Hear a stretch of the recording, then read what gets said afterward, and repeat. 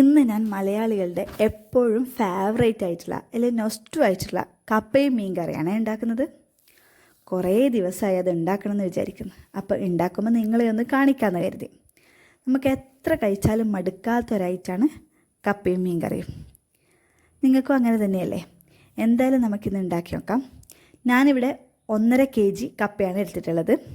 അത് കട്ട് ചെയ്ത് ക്ലീൻ ചെയ്ത് എടുക്കുന്നുണ്ട്. ഇത് കട്ട് ചെയ്ത് ക്ലീൻ ചെയ്തെടുക്കലാണ് എൻ്റെ ഏറ്റവും വലിയ ടാസ്ക്.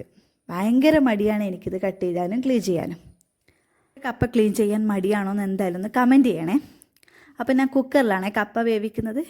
കപ്പയും അതിൽ മുങ്ങിക്കിടക്കുന്നതിന് അനുസരിച്ച് വെള്ളവും മഞ്ഞപ്പൊടിയും ഉപ്പും ഇട്ടിട്ട് 3 വിസിലടിച്ചെടുക്കണം. കപ്പ വേവുമ്പോഴേക്കും നമുക്ക് മീൻ കറി ഉണ്ടാക്കാം. കറി ഓരോ ആൾക്കും ഡിഫറെൻറ്റ് സ്റ്റൈലായിരിക്കും ഉണ്ടാക്കുന്നത്. ഞാനിവിടെ വലിയ ആർഭാടമൊന്നും ഇല്ലാണ്ട് ചെറിയൊരു നോർമൽ മത്തിക്കറിയാണ് ഉണ്ടാക്കുന്നത്.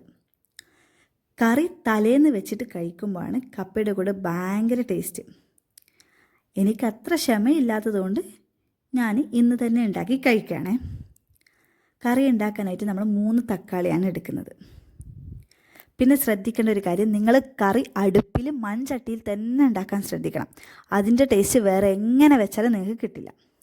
അപ്പോൾ നമുക്ക് ചട്ടി ചൂടാക്കി അതിൽ ഓയിൽ ഒഴിച്ച് കടുക് പൊട്ടിക്കാം. കടുക് പൊട്ടിയതിന് ശേഷം കുറച്ച് ഉലുവയും കൂടി ഇടുക. പിന്നെ തക്കാളി, കുറച്ച് വെളുത്തുള്ളി, കുറച്ച് മാത്രം പുളി, ഇത്രയും ഇട്ട് ഒന്ന് മിക്സാക്കി കുറച്ച് ഉപ്പും കൂടിയിട്ട് അത് അടച്ച് വെച്ചൊന്ന് വേവിക്കണം. തക്കാളി വെന്താൽ നന്നായിട്ട് അത് ഉടച്ച് അതിലേക്ക് നിങ്ങളുടെ എരിവിന് ആവശ്യത്തിനായിട്ടുള്ള മുളക് പൊടിയും ഇടണം. ഞാനിവിടെ 3 സ്പൂൺ മുളക് പൊടിയാണ് ഇട്ടിട്ടുള്ളത്, 2 സ്പൂൺ മല്ലിയും. മല്ലിപ്പൊടി ഇടുന്നത് കറിക്ക് കുറച്ച് നല്ല കട്ടി കിട്ടും, അതിന് വേണ്ടിയാണ്. അതൊക്കെ നിങ്ങൾ ഇഷ്ടം പോലെ ചെയ്തോ.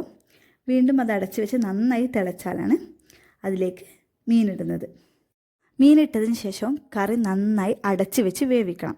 കറി നന്നായി കുറുകി വരണം. കുറുകി വന്നാലാണ് ഭയങ്കര ടേസ്റ്റ് ഉണ്ടാവും. കപ്പൻ്റെ കൂടെ മേലയിൽ കറിൻ്റെ മേലെ ഓയിലൊക്കെ ഇങ്ങനെ ഇളകി വരണം. അപ്പോഴാണ് ഇറക്കി വെക്കേണ്ടത്.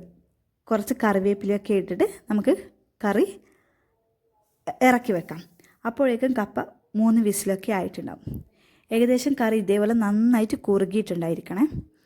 അപ്പോൾ നമ്മൾ കപ്പ നല്ല ചൂടോടെ അതിൻ്റെ വെള്ളമൊക്കെ ഊറ്റിക്കളഞ്ഞിട്ട് അതൊന്ന് ഇടിച്ചെടുക്കണം. ഇടിക്കുമ്പോൾ ഓവർ ഇടിച്ചിട്ട് കഞ്ഞി പോലെ ആക്കാനും പാടില്ല, എന്നാൽ കുറച്ചിടിച്ചിട്ട് ഇടയ്ക്ക് നമുക്ക് കടിക്കാനൊക്കെ ആയിട്ട് കിട്ടണം. ആ രീതിയിൽ വേണം ഇടിച്ചെടുക്കാൻ. പിന്നെ അത് കടുക് നന്നായിട്ട് താളിച്ചിടുക. വെളുത്തുള്ളി, കറിവേപ്പില, നിങ്ങൾക്ക് വറ്റൽമുളക് ഉണ്ടെങ്കിൽ അതും കൂടി ഇടാം. എൻ്റെ കയ്യിൽ ഇല്ലാത്തതുകൊണ്ടാണ് ഞാൻ ഇടാത്തത്. നല്ല ചൂടോടെ സെർവ് ചെയ്ത് അടിപൊളി ടേസ്റ്റാണ്. കൂടെ നല്ല മധുരമുള്ള കട്ടൻ ചായയും, വേറെ ഒന്നും വേണ്ട.